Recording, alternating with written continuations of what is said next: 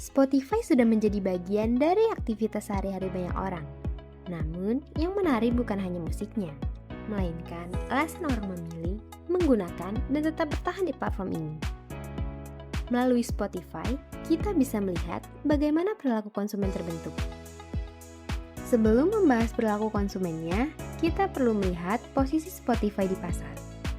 Spotify memiliki segmentasi pengguna digital dengan target utama remaja hingga dewasa muda yang aktif mendengarkan musik dalam kesehariannya. Spotify memposisikan diri sebagai platform streaming musik yang personal dan mudah digunakan.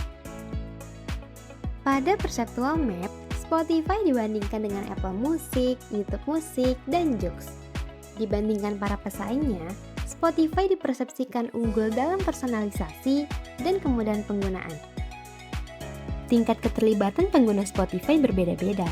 Saat hanya diputar sebagai teman beraktivitas, keterlibatannya cenderung rendah. Namun, ketika memilih lagu untuk momen tertentu atau membuat playlist, keterlibatannya menjadi lebih tinggi karena melibatkan emosi dan preferensi pribadi. Dalam hierarki Maslow, Spotify tidak hanya memenuhi kebutuhan hiburan.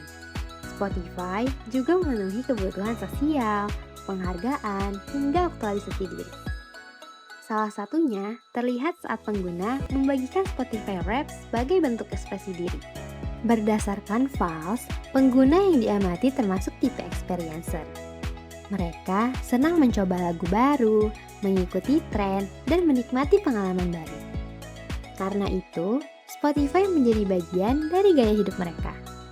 Keputusan menggunakan Spotify juga dipengaruhi oleh orang lain, seperti teman, keluarga, atau influencer. Spotify memperkuat pengaruh tersebut melalui fitur blend dan playlist kolaboratif yang membuat pengguna tetap terhubung. Spotify memberi manfaat secara psikologis maupun sosial. Musik membantu memperbaiki suasana hati, meningkatkan fokus, dan mengurangi stres.